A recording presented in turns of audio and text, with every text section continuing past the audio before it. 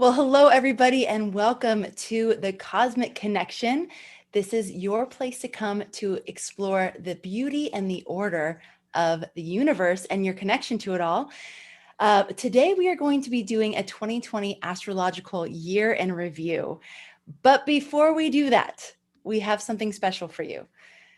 I don't know how many of you got the email with all of Rick's Christmas carols that he had rewritten and made astrological. They were so fun. You got it. Awesome. And so I was singing these to my daughters, and I sang Deck the Halls. And at the end of it, they said, well, I really like that, but how come he didn't include my sign? So Libra and Virgo were left out, plus 5 signs were left out. So we took the liberty to actually rewrite the song. And we were thinking that it would be fun to sing it together with all of you. So hopefully you're up for that. I'm going to put the words on the screen. You can sing with us, and we'll just have a little holiday cheer before we go into our 2020 year in review. Sound good, Rick? Sounds good to me. All right. Okay, here we go.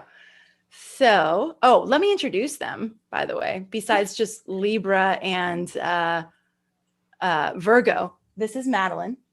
Hi. And this is Sophia. Hi. All right. Hi, Madeline and Sophia. Nice to see you both again. Okay. Ready?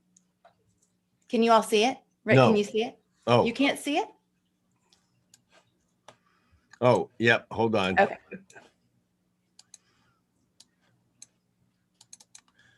Yep. All right. Okay, you guys ready? 1, 2, 3.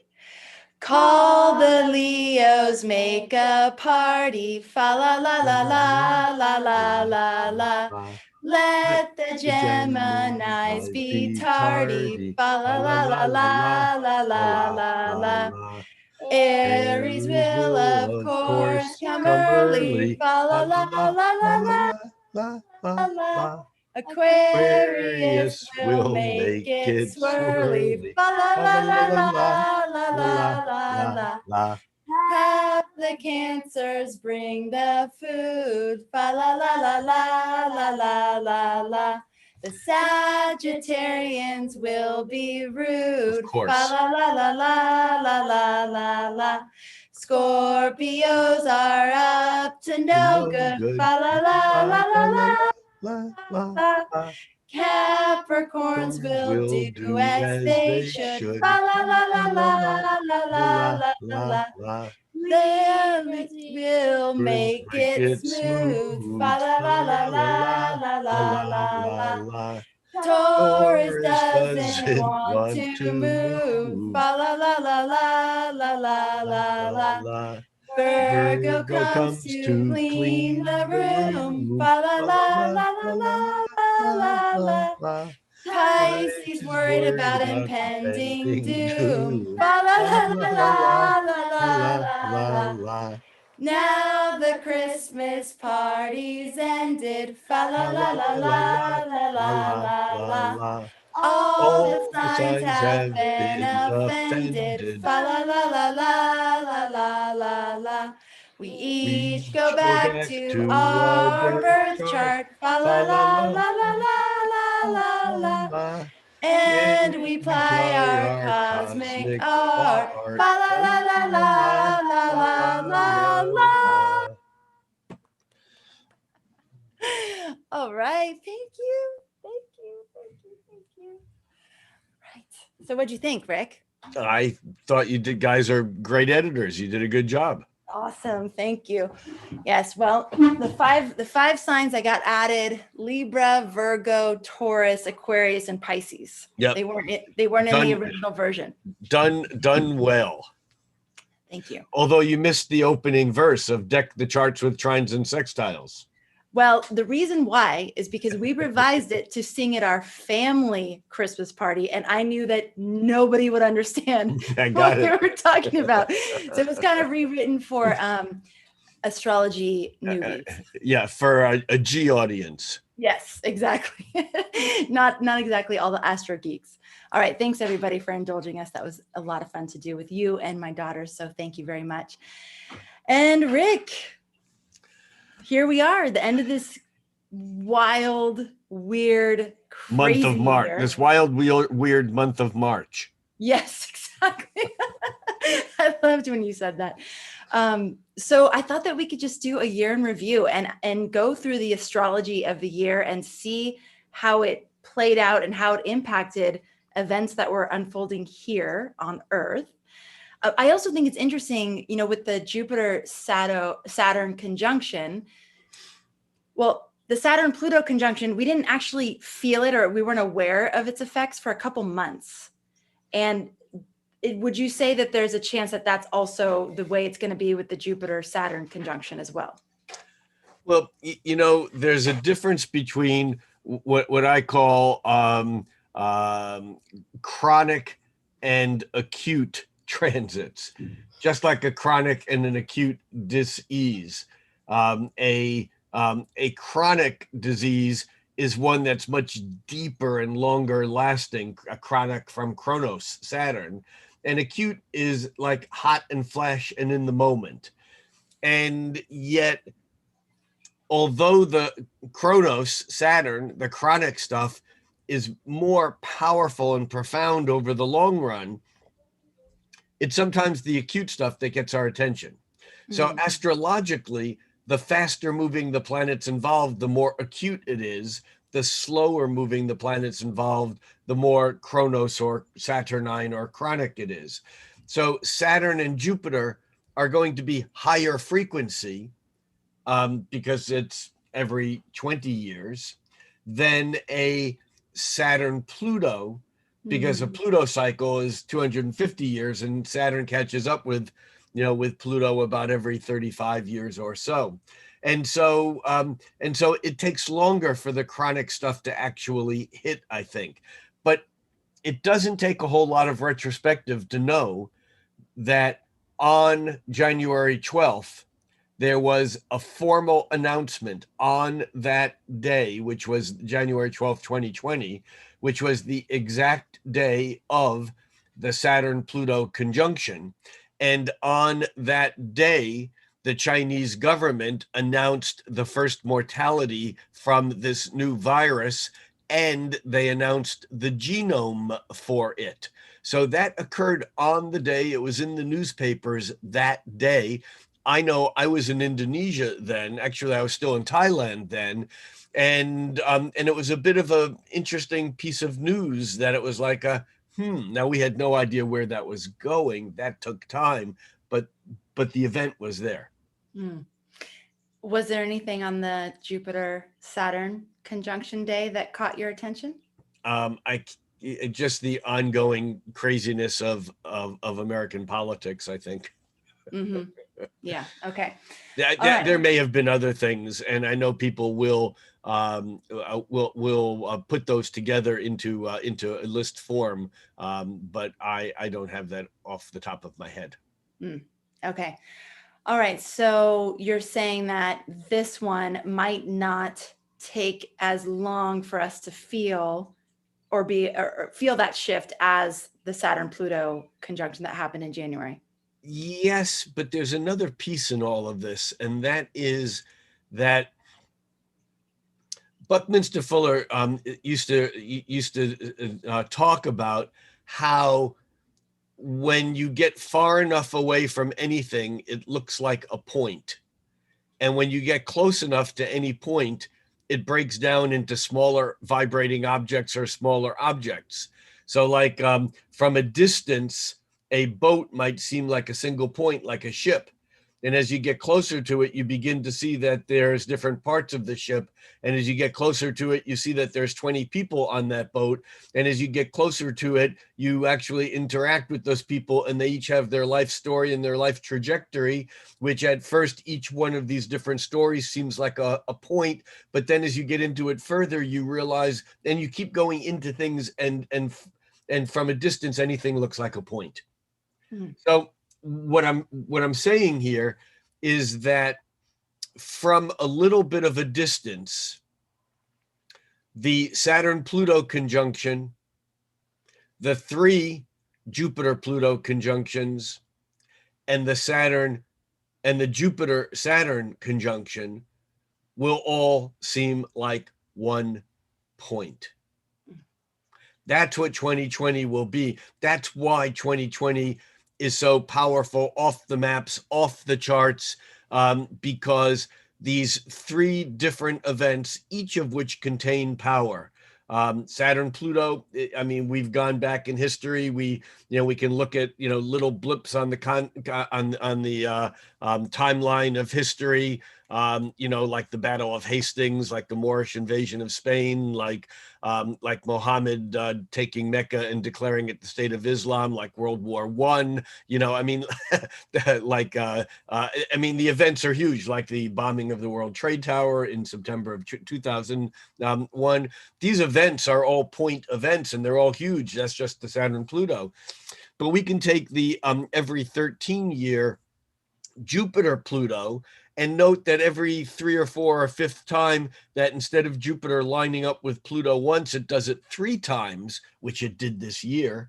And that makes it more important. And we look at Jupiter Pluto in its relationship to pandemics, for example, Saturn Pluto also.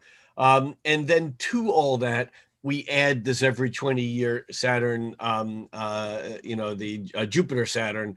And so I don't know if we can say that any one of them is ultimately more significant or more powerful than the other two, but the three of them combined into one event, one point, and then you add the other craziness of 2020. There are retrogrades every year, but there aren't often retrogrades of 3 outer planets, and that would be the 3 Capricorn planets this year, the Jupiter, Saturn, and Pluto. And those retrogrades occurred like in and around one another. And then on top of that, they were introduced at the beginning of that retrograde season by a Mercury retrograde. And then at the end of it, there was another Mercury retrograde, because Mercury retrogrades are about every 4 months. But in the middle, there was both a Venus retrograde and a Mars retrograde, making this even a doubly, triply, quadruply crazy astrological year. And the Mars retrograde happening in Aries. So Mars being in Aries and then retrograding in Aries and staying in Aries for what we calculated around 6 months, right? Just over 6 months. Yeah. It's still in Aries. It moves into Taurus the first week of January. And that in itself is powerful. But you think about the Saturn retrograde, and Saturn was also in its home sign, its primary home sign of Capricorn. In traditional astrology, Saturn rules both Capricorn and Aquarius. So it's still in its home sign. But to us moderners, Saturn is more at home in Capricorn, and secondarily at home, it shares it with Uranus, which of course is a lot of the theme for the next year coming up, 2021. Can you walk us through it? Just sort of go year in review, back up, and walk us through the significant events, and then if there were any correlating events that were happening at that time. I probably could, and I will at least pick out some of the main things, but I don't have a list in front of me, which probably would have been a smarter thing to do. But actually, as we do this, people, whether they're watching it live on Facebook or whether they watch it later on YouTube, as we talk about some of these date periods of time, that would be great if, in fact, they added what events that they kind of remember from going on from that period of time, whether it was a cultural, political, global events, or even in our individual lives. Because remember, the connection between the individual and the the collective is always there, and things do not affect us collectively without affecting us individually also. Yeah, this would be, yes, exactly what you just said. Very interesting for each one of us individually to also track this and think about what was happening in our lives at these different times. So, I think that really where we begin on this, and as we drill down, there's a point of no return, where we can end up going too detailed without really getting much back, or maybe getting distracted by the details. But obviously, the beginning of the year, even the ending of 2019 with we had an eclipse, and then we had a second eclipse that was just prior. I'm not looking at the dates in front of me, but I think the second eclipse, the lunar eclipse, was on January 10th, and then the Saturn-Pluto conjunction was on the 12th.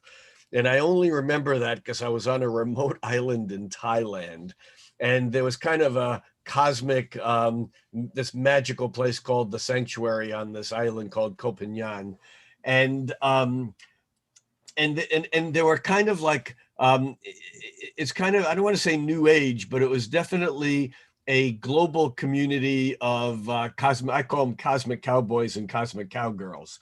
The people that were there were pretty cosmic, and everyone knew I was an astrologer. And so we got talking about the eclipse, and the actual time of the eclipse was at about 2 a.m. On that night.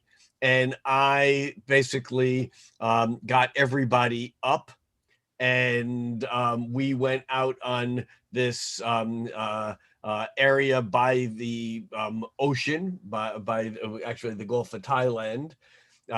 And we all kind of met there to watch the moon turn red.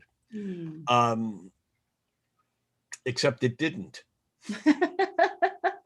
And I lost whatever street cred I had gained there over the weeks prior, because I always thought that when there was a lunar eclipse, it was visible everywhere on Earth, as opposed to a solar eclipse, which is a very narrow path.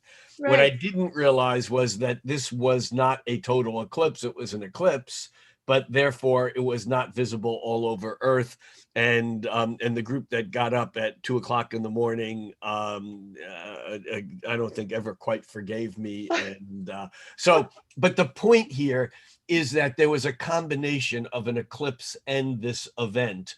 And again, I think that the seeding or the occurrence of what became the beginning of this virus being so tied closely to this eclipse is very interesting, because of the public disagreement as to what is really going on here.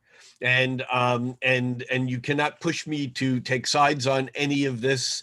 I'm just here as a bystander, noting that even though this pandemic has statistically taken nearly 1/3 lives here in the United States, I know there's questions about the accuracy of that data, and of course, since Neptune has been in Pisces since 2010, we've been unable to decide what news is fake and what fake news is real and whatever.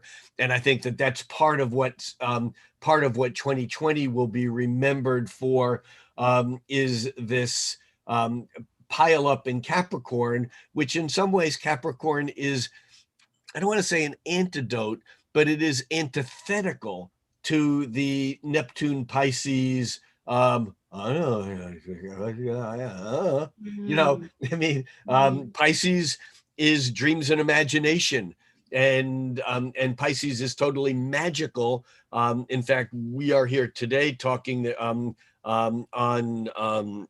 the 30th of December, and this morning there was a Venus square to Neptune, and there's a moon trine Neptune today. And my little daily for the day is what is real. And it's not just about today. There's,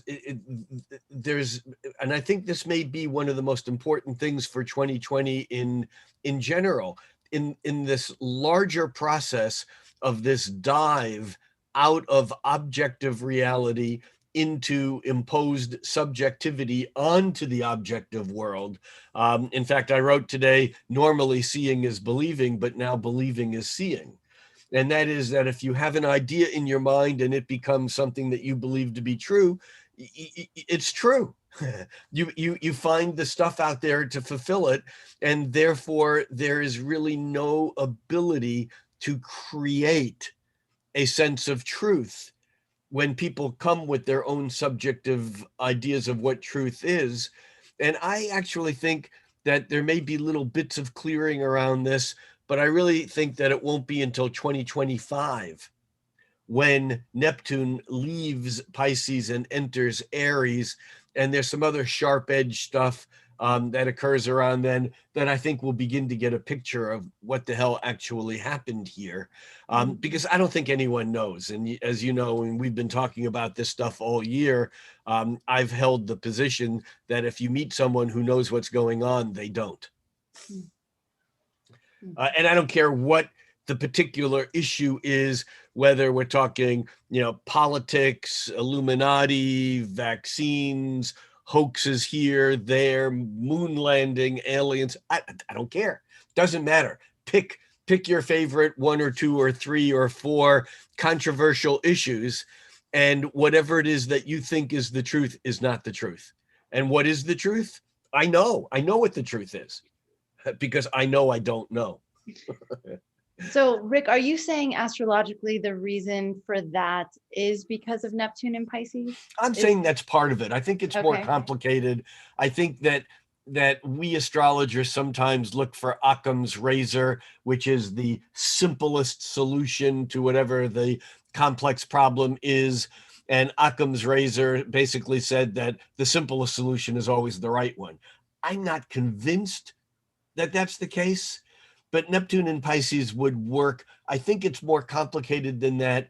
And I think that we have actually culturally moved from a three-dimensional physical world that what you saw was what you got. I mean, this is the old computer WYSIWYG. What you see is what you get.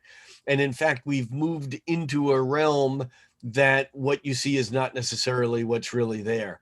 And I don't know that even when Neptune goes into Aries, I don't know that we'll ever reclaim the simplistic unilateral objectivity that we once had. I think that we've gone into into an edge of multiplicity that's almost like being inside of a crystal, of a complex, like a geodesic dome, where every facet is like a mirror. And depending upon where you stand, that depends on what reality you get. Because people with totally conflicting senses of reality can both be true, which reminds me of Niels Bohr, the founder or discoverer, the creator of what we call quantum physics. He once said the opposite of true is not false. And of course, he also said quantum physics isn't stranger than you think, it's stranger than you can think. So yeah, I think that Neptune in Pisces is part of it.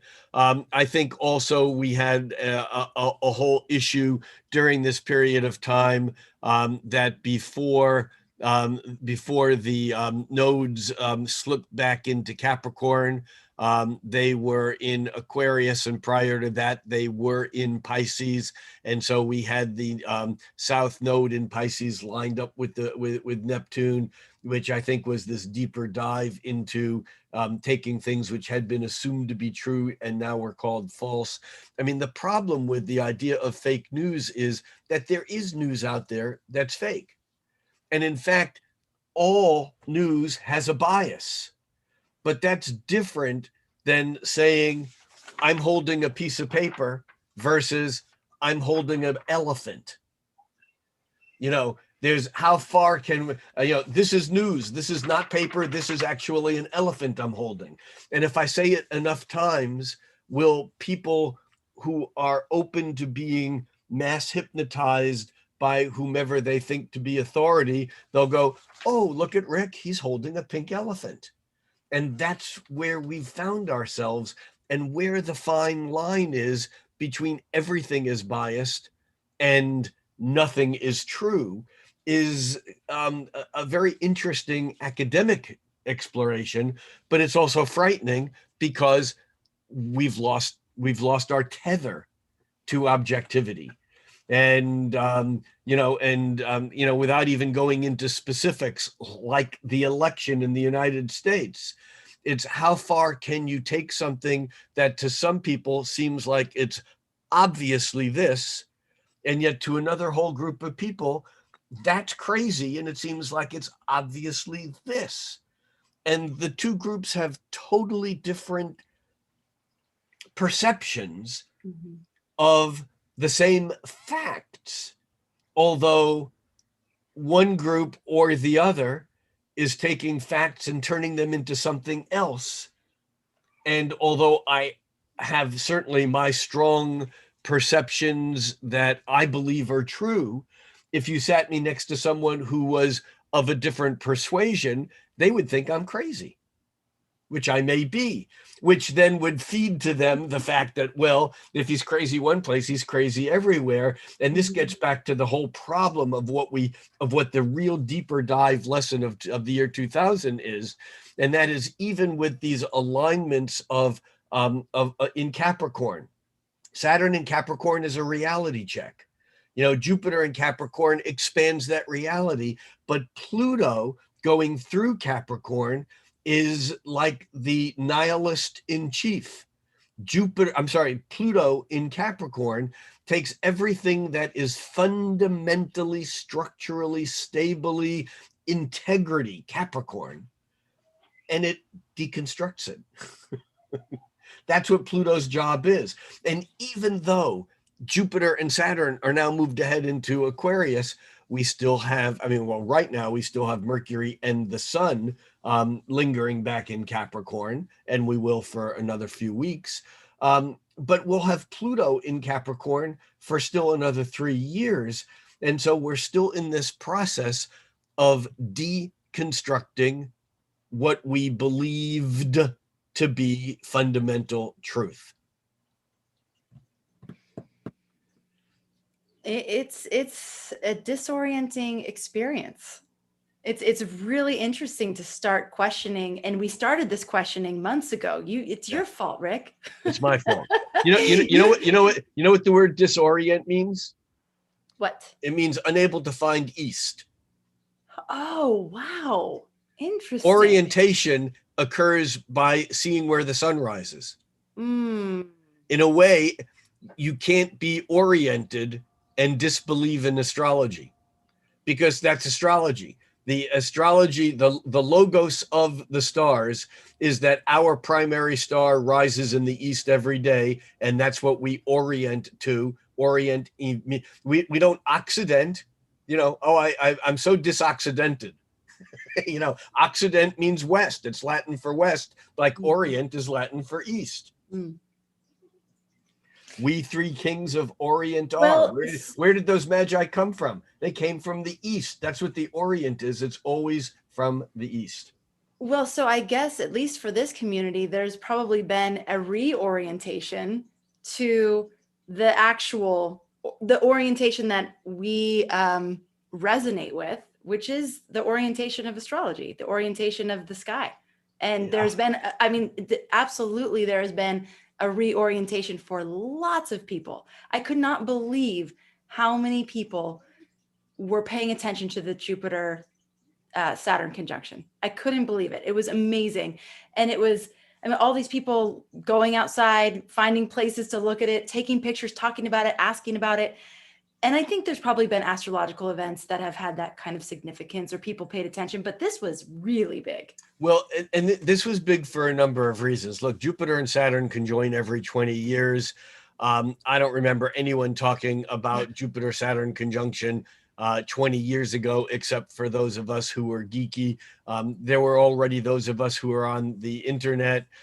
Star IQ, my initial astrology website, was one of the first maybe the first of the massive publishing websites. We were publishing articles every day, and we had articles about the Jupiter-Saturn conjunction, but you weren't seeing it on Fox News, and you Right. weren't seeing it, on MSNBC.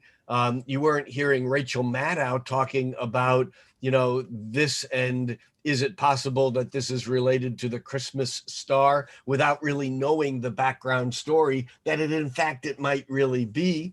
And so even NASA was not just saying, go out and look at the Jupiter-Saturn conjunction because it's special for a number of reasons.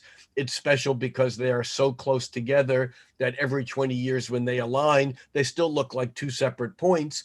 But now they're so close together, they look like one star that's brighter. Is that possible? That was the Christmas star. And not only that, but this time it's happening in an area of sky that is tied to a mythology that's astrology. And of course, we don't believe in astrology, but it's important that we actually tell you that there's a lot of people who are looking at this for this reason, coming from NASA.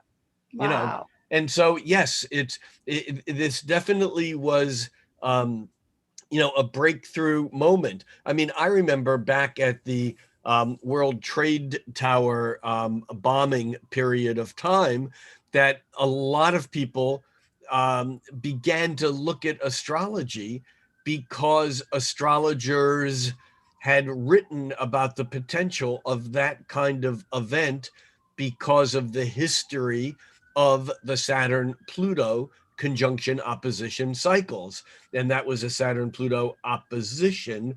Past January 2020 was the following conjunction.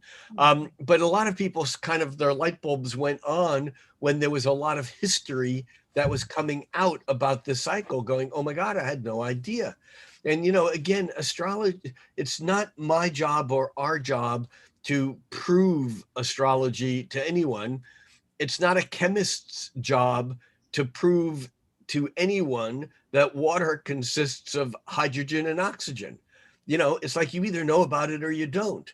But once you begin to understand how chemistry works and you learn about chemical notation and you learn how things are made of different elements, it changes your perception of them. By the same token, once you begin to see and you begin to learn about these planetary cycles based upon big events like Saturn-Pluto being connected to pandemics, connected to the Black Plague, connected to the Dancing Plague in Europe. I mean, many, many times in history. And then to have this pandemic tied to this, all of a sudden people go, I never noticed that. And I don't know whether it's true, but those are real facts. And if that's true, then maybe this should happen. And oh my gosh, it does, or it did. I need to look at this more. So yeah, this has been a real reorientation for many people in reference to astrology. Gemini Brett made a comment on our Christmas Mysteries episode last week that a resurgence in astrology has always been associated with Renaissance. That when there's a Renaissance, there's also a resurgence in astrology. Would you agree with that? I only know of one other Renaissance, and so Brett may have other things in his mind. And as you may know, and as I know he knows, I refuse to call him Gemini. I get that he calls himself Gemini Brett, but as I've told him several times, Gemini is an adjective, Brett is the noun. It's like saying, my friend, the tall person, I'm going to just call him tall from now on. No, call him person. It's anyhow, Brett might have other facts that are not at my disposal, but the only other Renaissance that I know of that qualifies as a Renaissance, at least in my narrow historical perceptions, is what we would refer to more technically as the Florentine Renaissance of the 15th century. And that occurred in the 1450s to 1480s. I mean, there's a wider swath that it cut, but those were the key periods of time, from the invention of the printing press by Gutenberg in Germany in 1455, which corresponded with a Uranus-Pluto conjunction, all the way up to 1489, when we had a Uranus-Neptune conjunction. And that was the year that Plato's dialogues were published by Gutenberg's printing press. Well, it wasn't Gutenberg's, but it was a printing press made like the German printing machine, but it was in Venice. And so that period of time was really the seed period for what we referred to as the Renaissance, or if you're English, or the Renaissance if you're American.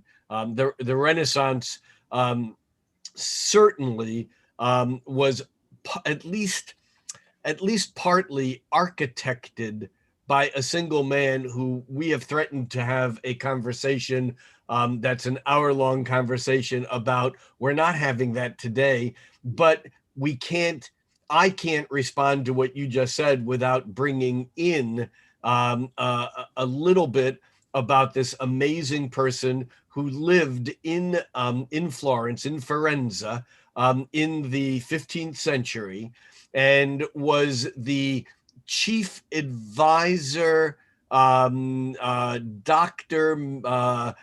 philosopher, poet, and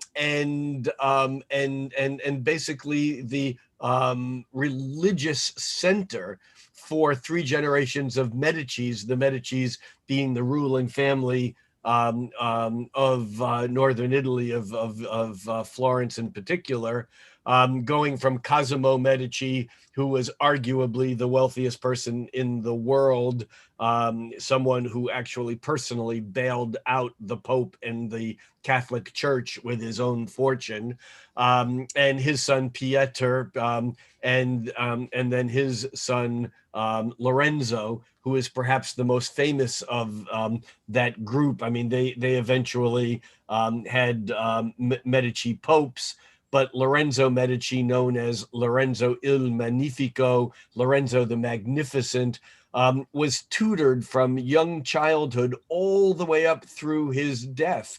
He was tutored by this same person who was the architect of the Italian Renaissance. And this mystery man, his name was Marsilio Ficino. And Ficino's father was Cosimo Medici's personal physician. And Ficino, Marsilio Ficino, by the command of the great Cosimo Medici, when Marsilio Ficino was a teenager, Cosimo Medici says, "Your father is a healer of bodies. You are destined to be a healer of souls." Mm-hmm. Now, Cosimo Medici became an ordained minister, an ordained priest in the Catholic Church. I mean, he worked for the Pope, although the Pope wasn't very happy about him and would have had him fired if there was a way to do it. But because Florence had such political power, he couldn't excommunicate him. But this guy was Marsilio Ficino is responsible for translating Plato from Greek into Latin, which then it hit Western Europe. And until then, remember, Gutenberg said that the only book ever worth publishing would be the Bible. There's no other, what other book would ever be worth publishing? And it turns out that that in Venice, Ficino's translations of Plato were translated into Latin, published on the printing press, dispersed through Western Europe. And that may have been one of the seeds for what became the Protestant Reformation. And incidentally, we've talked about this before, the Protestant Reformation occurring at a Saturn-Pluto conjunction in Capricorn. In fact, the most recent previous Saturn-Pluto conjunction in Capricorn. So yes, astrology was part of that Renaissance because Marsilio Ficino was not only an ordained priest, he also used talisman, devices that held the magic of a moment.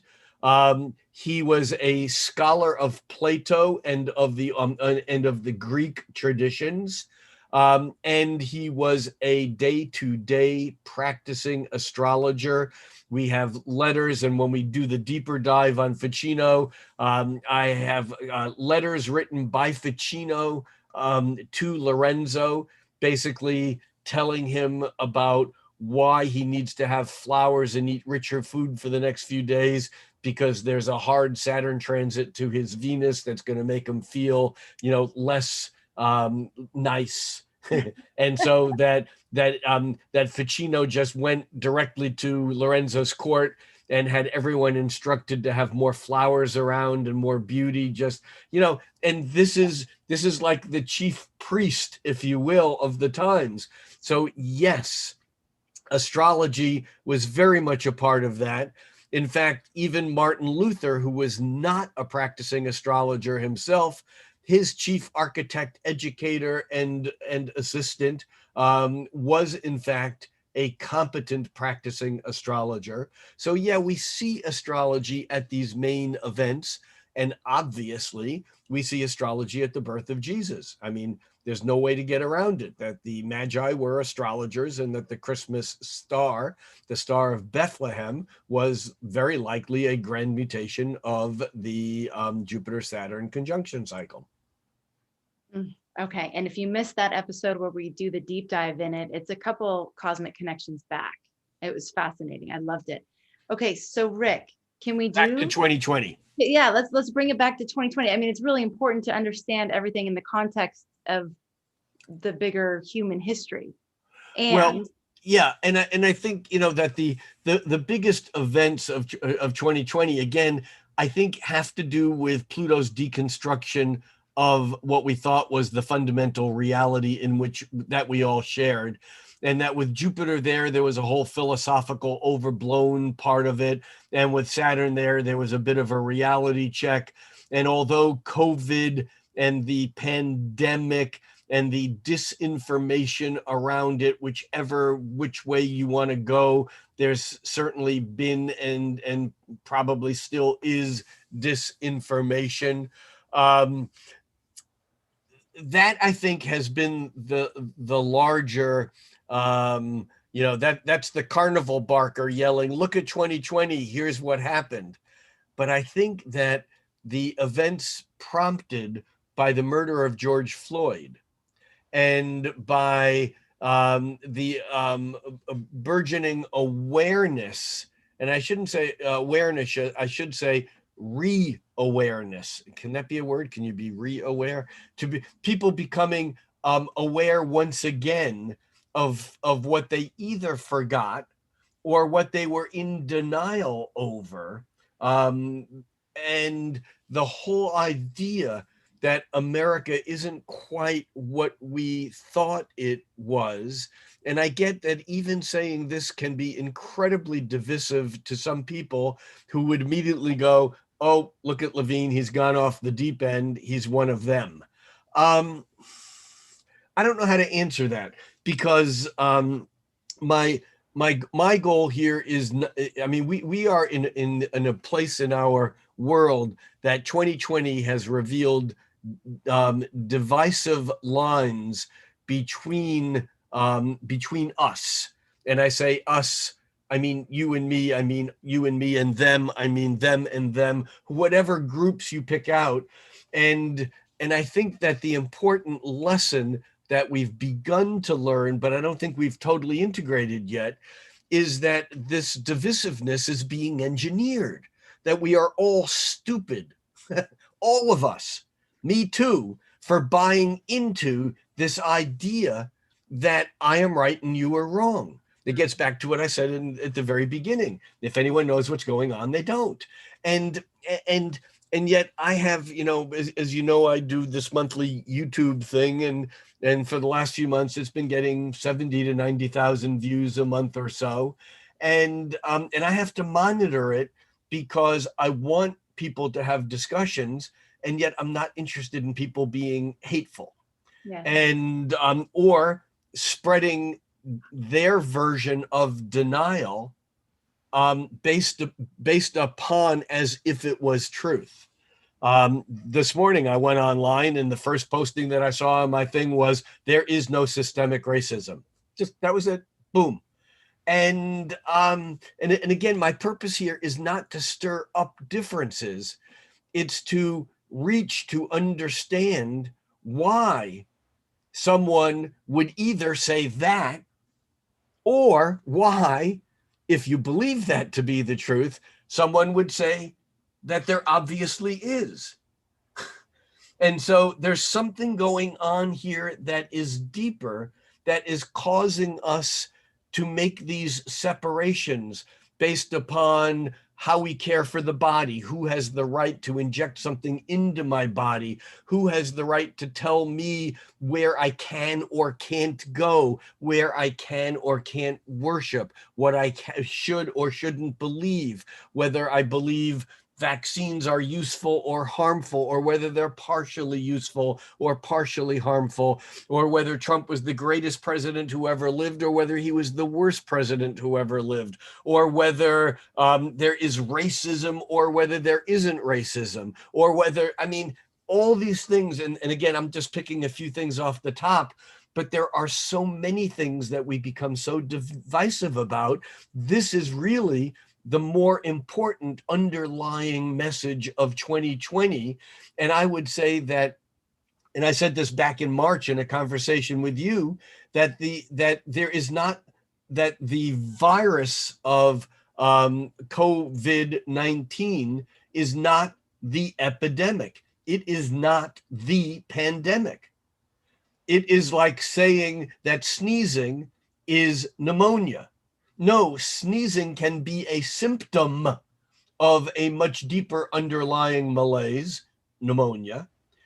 And COVID-19 is a symptom of a much deeper pandemic. And that pandemic is a pandemic of fear based upon a division between how we see the world and how other people see the world. And in some ways, this, and I'm not saying there's a simple answer here, so I'm not trying to make light of this, because with some things I would say, well, just look at the facts. Obviously, this is true and that's not. And again, I don't need to go into what they are. People can read me. They probably can make the proper jumps, and that's fine. My purpose, though, is not to sit here and say, this is true and that's not true. But I'll tell you what the deeper dive is on this. And that is that we are obviously barreling into the future at a speed greater than we ever have before through all of evolution. And that may be a result of many things, including how we are using technology to feed our intellect back to ourselves. It's almost like going to a Grateful Dead concert. Yeah, I've been to a few. It's almost like going to a concert like that, where you have these huge amplifiers that are turned way up, and then there's feedback, and the feedback actually creates an entirely different sound fabric than was actually there. And by token of cell phones and video cameras and internet and fake news and real news and digital everything, we've created these incredible intellectual, mental, emotional, spiritual feedback loops that have all, this is why we have fake news, because all news is fake if we're amping up perceptions that into this unnatural proportions. So my point here is that we are barreling into the future faster than we have ever. And what this is doing is this is bringing to light something that I'm going to say a word, probably half the people or a third of the people listening will go, oh yeah, right. And half of them will go, what the hell is that? And I'm saying, Google it. And the word is transhumanism. Or post-humanism. Oh, that's funny. My cell phone has been on this whole time, and she just came on. If you want information about that, just ask. That is frightening. My God. Okay, Wow. so that kind of makes my point. You know, I mean, it's like, yes. it's like for those of us who want to make America great again, and I'm not using this in a political context here, although it might sound like it, the problem with that is something that Freud called infantile regression. And that is that when we have periods of our life that are very difficult, we automatically go back in some behavior, in some way, to a period in our life when things were simpler. Infantile regression. We act childlike in a way when things get totally, completely out of hand.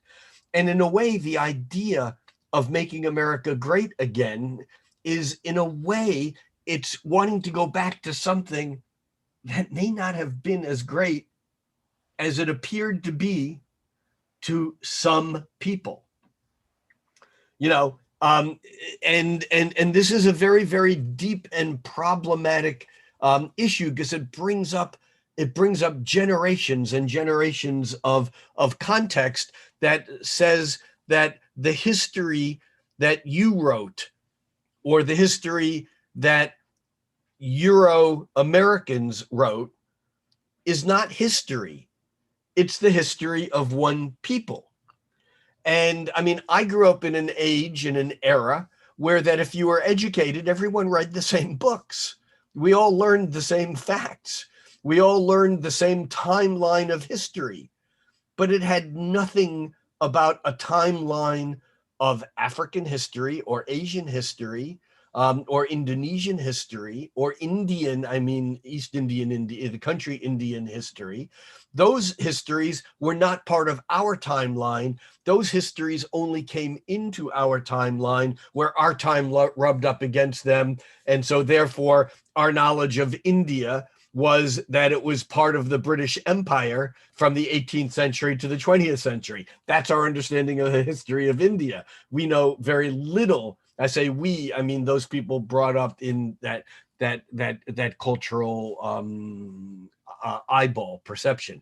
And that's partly what has changed. And there are those people who don't like that, and it's fear. And again, I'm going to come back now and say that when I said earlier that COVID-19 is not the pandemic, it's a symptom of the pandemic. The pandemic is fear.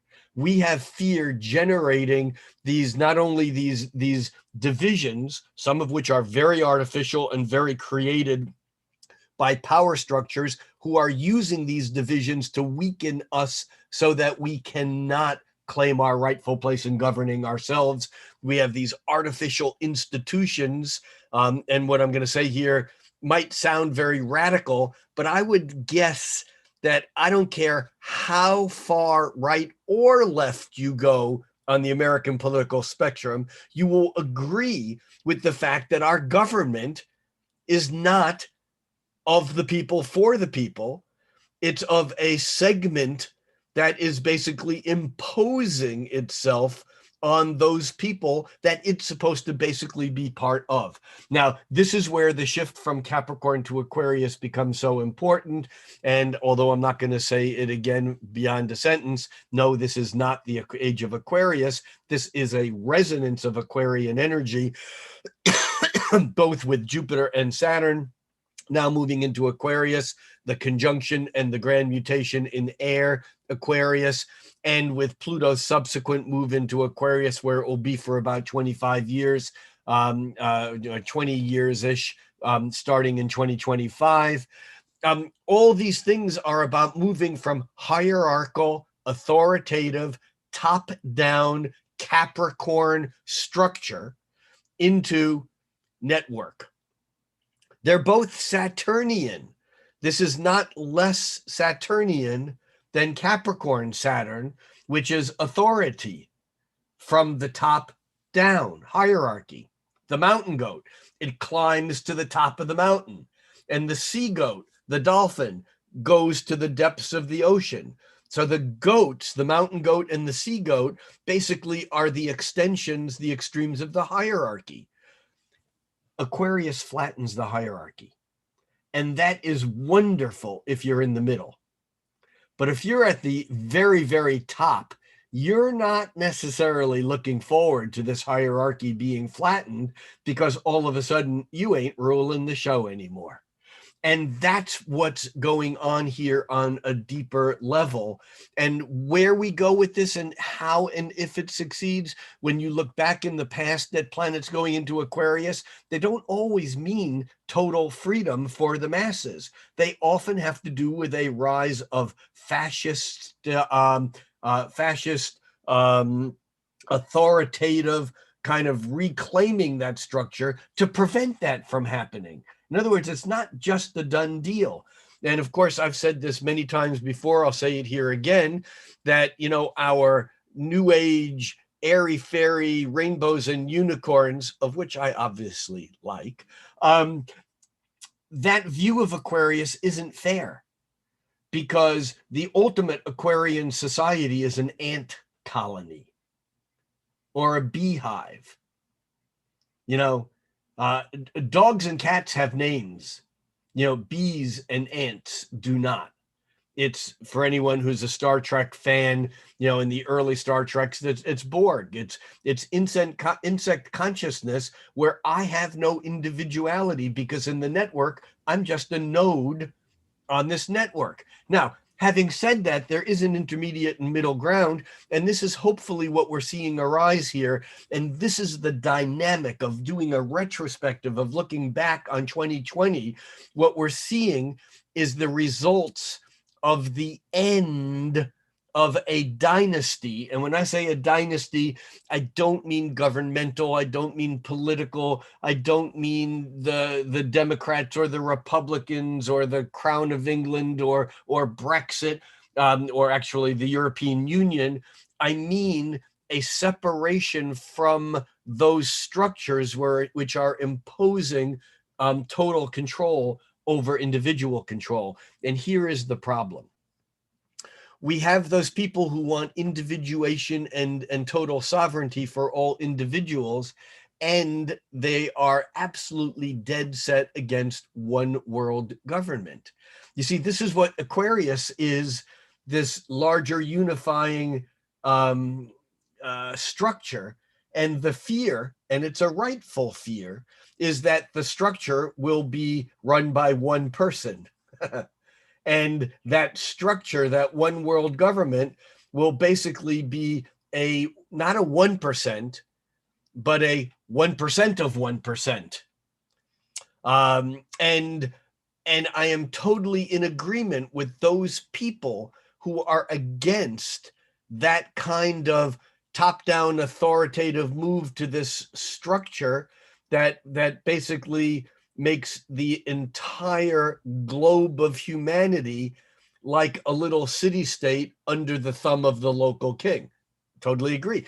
This is the problem of 2020, because what we're seeing is the reaction to that in two extremes.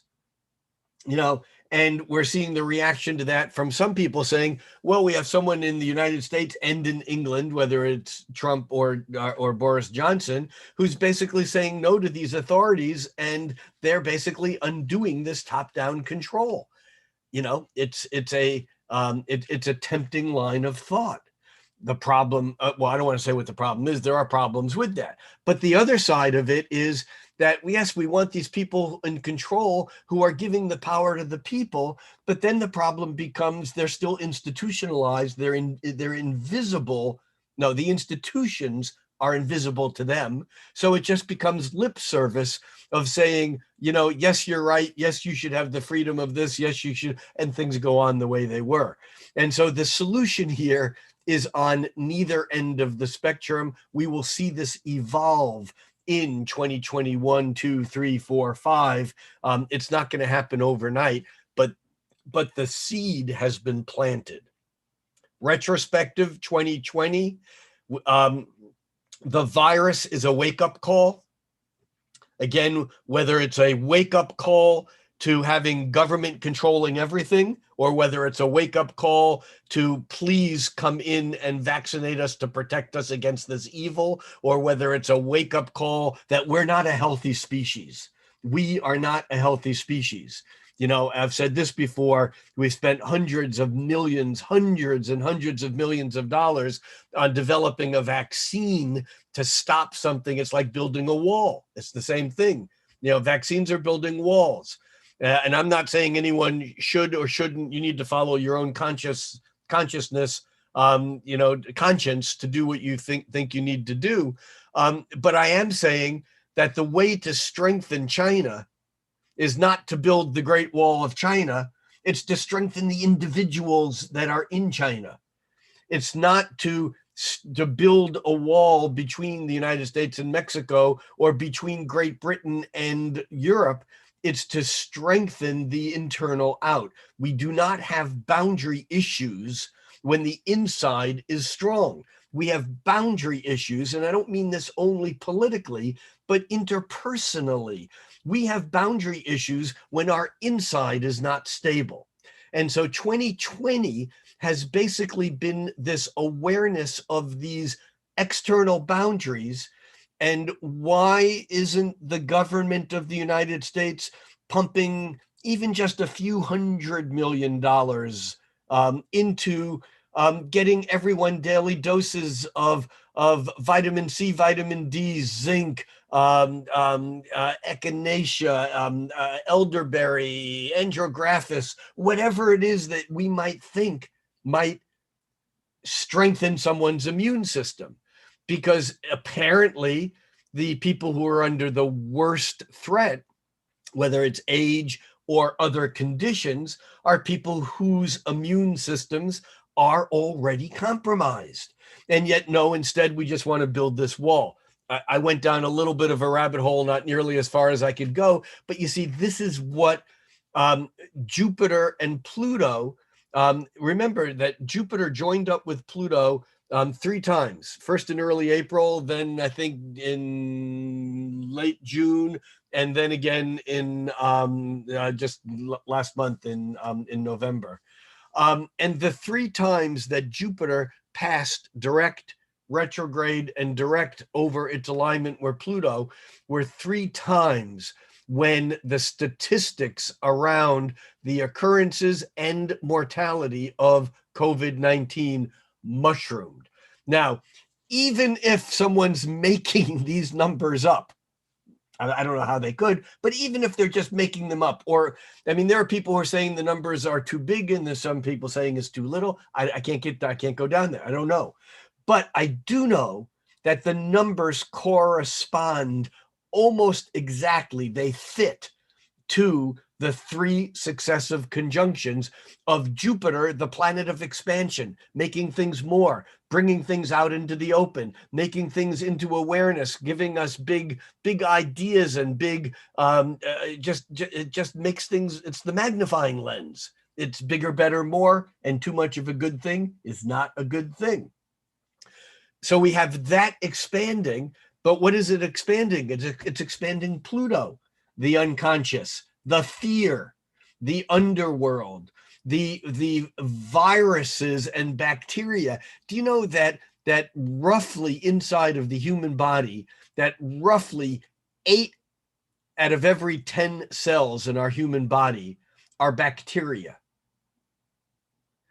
That for anyone to say, well, I'm going to just build a wall so that I don't run into any bacteria, is crazy. We have bacteria and viruses inside us all the time.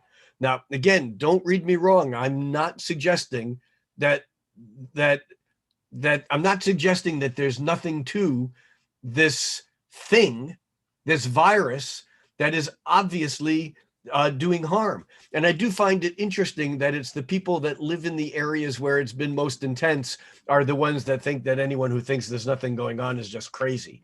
And yet there are people who are pretty sure that this whole thing is a hoax, but often they're the people who live in very remote environments and or environments where they haven't had loved ones either get incredibly sick or sick and die.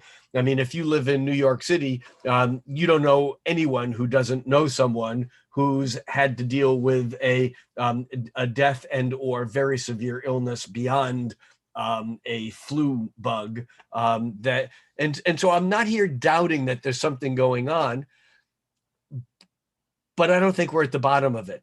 I don't think we know where this virus came from. I think that every story we get is being fabricated. There's fabrications upon fabrications. And again, it's not our purpose here to untangle them. It's our purpose here to say, what the hell happened in 2020? Well, what happened is that we had these 3 separate, totally rare astrological events that all happened in 1 year that ultimately are one single event. And that event is an unchangeable eye of a needle that we've gone through. And we think that it's changed us each individually in one way or another. And I would suggest that we don't know how it's changed any of us yet, because we are all still inside this incredibly powerful seed. We can look at the Saturn Pluto and say COVID. We can look at the Jupiter Pluto and we can say COVID, but we can also say systemic racism and or systemic gender bias. We can look and talk about, the treatments of not only people of color, but any sort of gender non-conforming people. We can look at, yes, this is a government that includes everyone except, I think it was maybe Frederick Douglass, who said, July 4th, Independence Day, what am I celebrating? For a slave, to celebrate the freedom of a country that's owned by someone else. And I get that these things touch very deep fears and very deep roots and family traditions and religious beliefs that are tied into understandings, and things come in that are very basic truths that then get pulled and bent out of shape. Concepts of origins of Planned Parenthood and eugenics and the Rockefellers and people who own money and even, not only racist bias or from going back to 400 years of slavery, but certainly other biases having to do with money and money owning, the Jewish fears that kind of fueled the whole World War II and rise of Hitler. Those fears have not gone away. And so what we're seeing all of a sudden is all the stuff is out in the open. That's Jupiter, the magnifying lens, on Pluto, the underworld. That's what we had. And then on top of that, just when we normally get an event like that, we get Ferguson, Missouri. Oh my God, this is horrible. This is horrible. And 2 weeks later, there's something else in the news and we've forgotten about it. And I say we, maybe not you and maybe not me, but most of the country. Because we go into denial automatically about those things that don't feel good. That's what we do for survival. And yet, and here's the last thing I want to say on this retrospective piece, on at least in this little rant, is that we weren't allowed to do that because of these compounded retrogrades that would not let go. They would not let us move forward. They would not let us get out of this little whirlpool or eddy. It's like whitewatering down this crazy river, and we're just shooting 150 million miles an hour. And all of a sudden we hit this kind of fixed rapid eddy and we can't get out of it. We're stuck. We're still going the same speed, but we're not going anywhere. And so we have to go down and deeper, and these things kind of settle in and come out in the open. And I think that what happens is extreme positions get magnified, and those differences then get played by the people who want to have this group against that group, because if this group is against that group, then they can't see what's going on over here and how the people in control are not serving anybody on either end of any spectrum. Okay, I'm done. Wow. Whoa. Wow. Yes. I mean, yes. And it's such an interesting perspective, and it's so interesting to be in it together. Like, we're all in that place, and it's this realization. Gosh, who said it? I think it was Ari Moshi said in the 2021 forecast, and I think I said this last time or a couple weeks ago, but I know what I believe, but what is true? I know what I believe, but what is actually true? Because if we're asking that question, we're getting out of that feedback loop that you're talking about, that where it's like we're in an echo chamber, just getting the same information regurgitated back to us that we already know, we already quote unquote know. And what you're pointing to is and we've talked about this all year long, and I say it and you sort of like agree but disagree, but it's my conclusion over and over that the only point of reference that will work for us right now is an internal point of reference. And even if you don't know if you can trust that internal point of reference, practicing and getting to the point where you can do that, which astrology helps us with so much of astrology is confirming your intuition and affirming your hunch, affirming your gut instinct. But because what you're saying about the external world and all the things that are happening is so true. And where else can you get the real information? It's only going to come from inside of you. And yes, I know we have all these filters, we have all these programs, we have all these reasons why we may not even trust that thing inside of us. Well, and that thing inside of us is, I mean, this comes back to Carl Jung saying, bring me a healthy person and I'll cure him. You know, that thing inside of us that we know is truth is not truth. It's what we believe. And it takes, again, Pluto in Capricorn to push us to a place where, whether we like it or not, we become convinced that we have to deconstruct our belief in order to understand why we believe what we believe.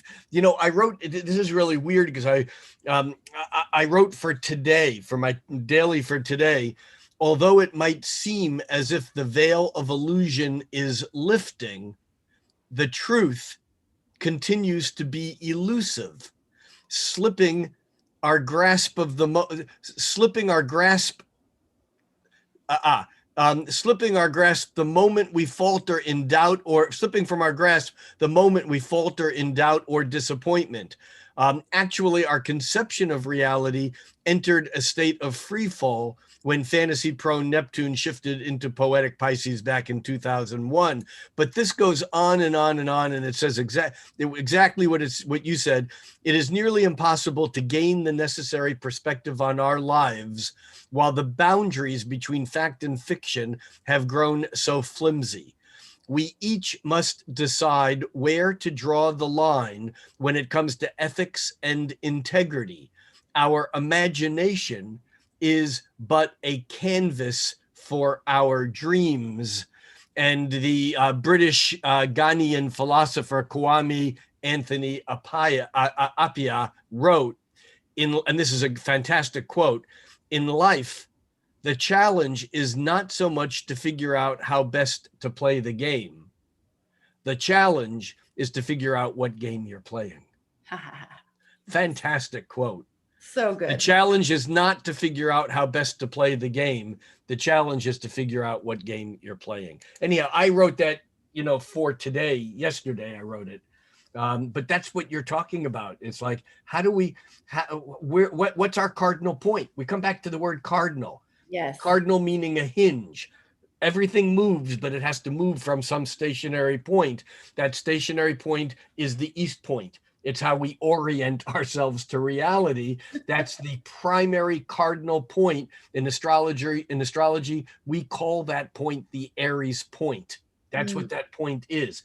It's the initiation origin of not only the compass going from east around, the day going from sunrise around, or the zodiac going from the moment of the vernal equinox or spring around.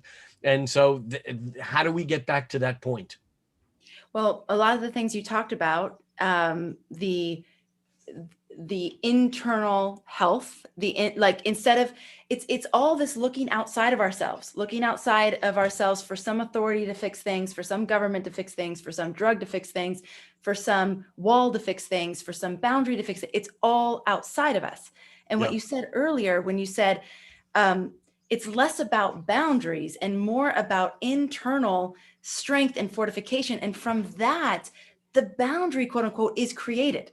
I mean, it's there. It's internal ecology is the word I like to use. Yes, exactly. And what you said earlier too, like, why isn't any emphasis? It's not even like it's not even like a 1% of the conversation that's being had is about that right now in terms of out there, quote unquote, out there. We can have that conversation here. No, but the reason is very, very powerful. It's very simple. And it's just, I mean, it's incredibly in front of our face. It's the elephant on the table. And that is that those people making money from pharmaceutical drugs do not want us to be better. They want us to basically increase their profits. There's no money. We are a system built upon capitalism, and even ethical capitalism still needs to make money, and you can't make money if someone is well. And therefore, they would rather create laws that allow companies not to be sued in case they kill people with their inventions, vaccines.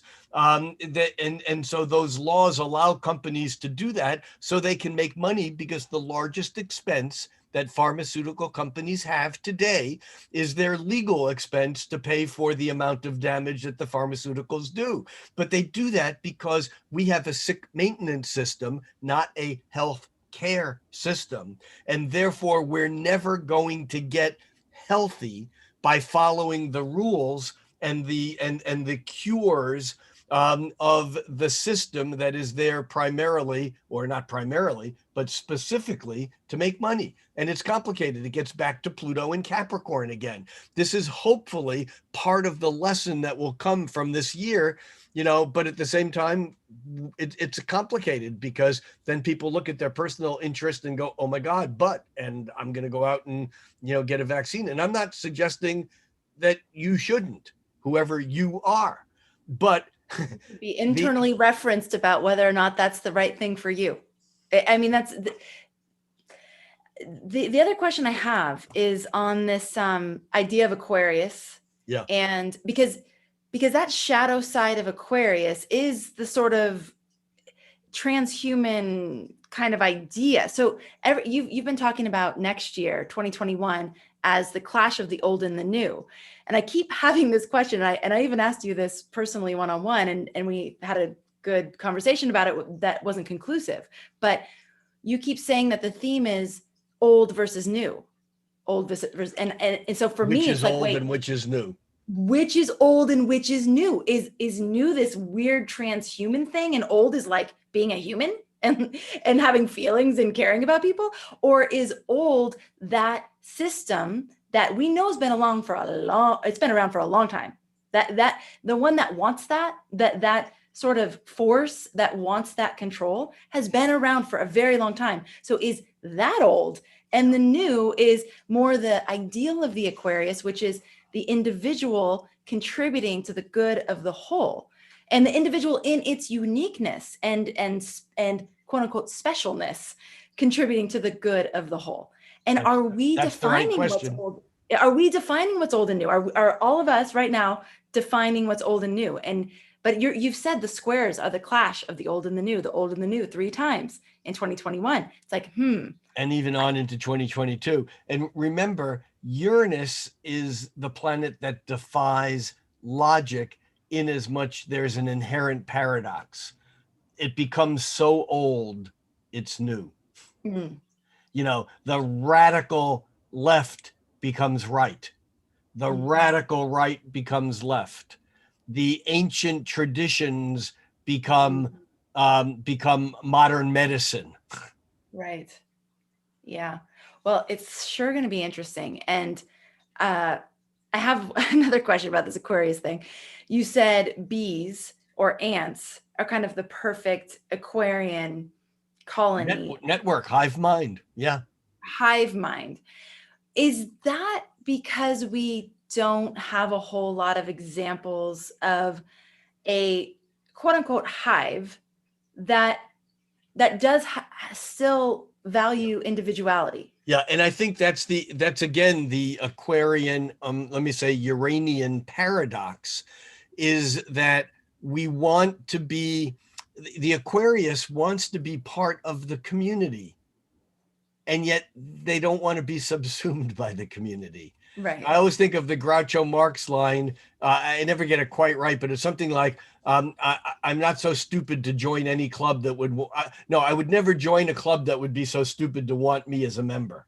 You know, it's the idea that I want to be part of your group, but I want to be on the edge of it because I don't want to lose my individuality. You know, Right. the Aquarian, the Uranian is the shaman who lives on the edge of town, metaphorically and literally, because the shaman lives in two worlds, here and there. And so we find, for example, in this rush for some of these old tribal communities, whether they be in the Asian or South Sea islands or in the mountains of Europe and Southwestern Europe or Asia, we find this rush to want to embrace the internet and modern ideas and fashion and all of that. And at the same time, at the exact same time, we see like people in Barcelona who at the same time want to not be Spanish because they're Catalonia.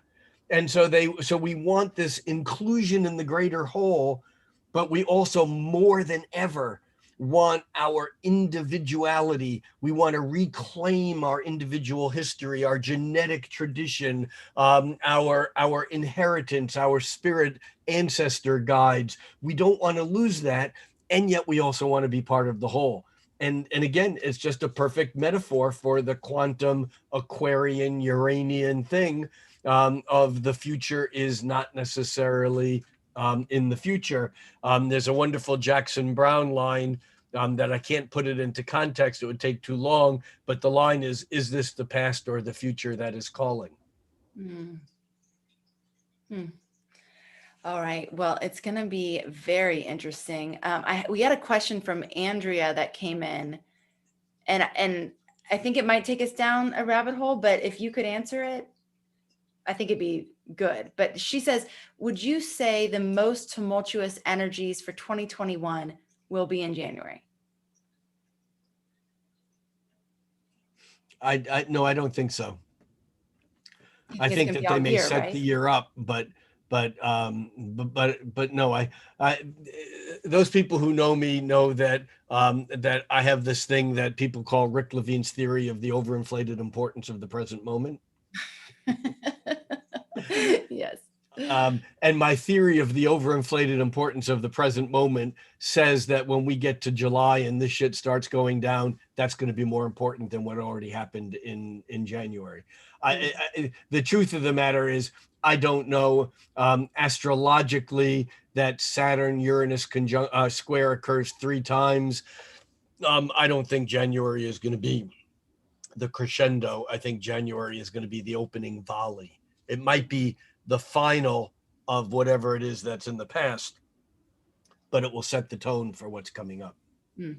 Okay, Rick, thank you so much. That was phenomenal.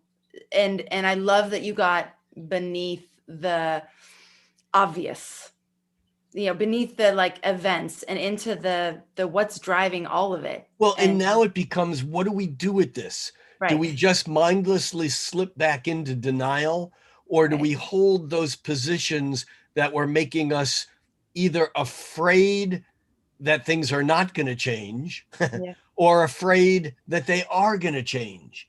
And in either case, what are the truths behind our beliefs, and how can we bring them to light? How can we keep them in awareness? Remember, I always say, think cosmically, act locally. But I think it might have been Mahatma Gandhi, I'm not sure, who said all politics are local. Yeah. There's no such thing as what's happening out there. It's what I do in my life, in my communication with you, that matters. So there. Okay. Well, and the other part to that is this was one of the themes that you all brought up in the beginning of 2020. What is your relationship with fear? And how much is it driving you and driving your decisions and driving the way that you're behaving and thinking, and even blocking yourself from others and deleting people or censoring people out of your life, whatever it is, that's still present as we're moving into 2021. So staying aware of how it's affecting you and ruling your life, I think, is also another important piece. Yeah. Okay, Rick, thank you. So we have Pluto's deconstruction of what we thought was reality, what we forgot, what we're in denial over, this idea of divisiveness being manufactured and keeping us distracted while the real things are happening in front of us. This idea of coming back to being more internally referenced. We've had a magnifying lens on the underworld. It's been pretty concerning, to say the least. So now we're at the point of, what are we going to do with all this? And I love that we get to continue having these conversations together every Thursday with you, Rick. Thank you for being here. Thank you for continuing to guide these conversations. Thanks to all of you for being interested and participating in the chat. And we do have the course coming up. So Rick's level 2 foundations course is coming up in February. Yay. Yay. We don't have it open for registration yet, but we do have a wait list. So if you want to join the wait list, hold on, I got to grab the link. Go to astrologyhub.com, foundations to the number waitlist. Astrologyhub.com, foundations to waitlist. Okay. Also, we have a free guidebook for you. So any of you that are listening to all this, you've listened to Rick, you're listening to all the astrologers that we had on the panel, and you want something written down about 2021 and the different things that are going to be happening and all the input and guidance that the astrologers are giving us for working with the energies productively, you can get that guidebook at astrologyhub.com. It's free. It's a compilation of lots of different voices, including Rick's. That's at astrologyhub.com. And you just put your name and email in, and we will send that to you for free. All right. Yay, double yay. All right. Anything else, Rick, before we close out? Yes. Thank you for making 2020 a year, not just for me, because of your inviting me into this forum that has been quite exciting for me, and thank you for that. But thank you from everyone for what you've done in 2020 to allow so many people to have a perspective on the year that is beyond the what happens in their life hour to hour, day to day. Your work in all this is important and greatly appreciated. So thank you. Thank you. I mean, that to me is a big, huge thank you to astrology. And thank you for saying that. And to me, that's one of the biggest gifts of astrology, that it allows us to go, like, what's really happening here? I know there's all this stuff happening in the firmament, but what is actually happening? So thank you. It's been, purely my pleasure. And the fact that I get to share it with all of you just makes it so much fun. So thank you for being here. Thank you for tuning into this edition of the Cosmic Connection. Happy New Year. It's not the astrological New Year, but the collective New Year. It's the Capricornian New Year. It's the New Year for that the structure and the authority has created for tax purposes. Great. No, really. Awesome. All right. Well, we can make it have meaning for ourselves. I hope that you're doing that. And I hope that this episode is helping you do that. Get some retrospect on 2020. We will be doing the January forecast next week. So we'll be looking forward to more. We have so many episodes on 2021, though. If you want to go back and look and listen to inform the way that you're thinking about this next year, I highly encourage you to do that. So many inspiring episodes from lots of different astrologers. Just look for the 2021 prep series. Lots of good stuff there. And I can't wait to spend this next year with you. A lot of people were asking after the panel with Rick and Ann, are we going to continue these shows, or are they going away? And thankfully, we are continuing both the Cosmic Connection with Rick and the weekly astrological weather with Ann. So that is just such a gift to all of us. Thank you. And I can't wait to share it with you. And let's keep having these conversations and exploring, because we're on a really wild adventure together. So it's a We pretty are. amazing. Yes. All right, everybody. Thank you for being here. Thank you for being a part of our community. And thank you, as always, for making astrology a part of your life. We'll catch you on the next episode.